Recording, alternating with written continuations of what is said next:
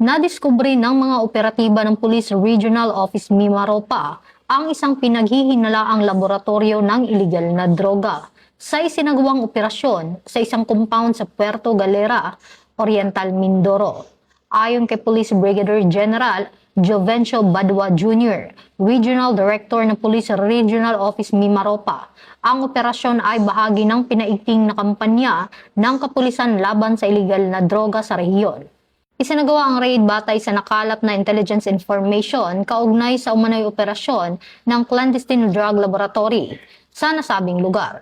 Sa naturang operasyon, matagumpay na nakontrol ng mga otoridad ang lugar at nakumpiska ang iba't ibang kagamitan at kemikal na ginagamit sa paggawa ng iligal na droga.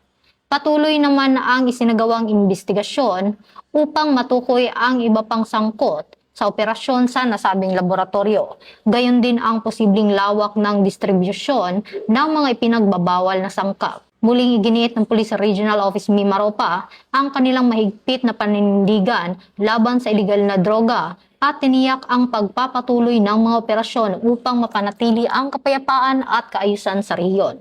Ito ang bagong PNP para sa bagong Pilipinas, serbisyong mabilis, tapat at nararamdaman.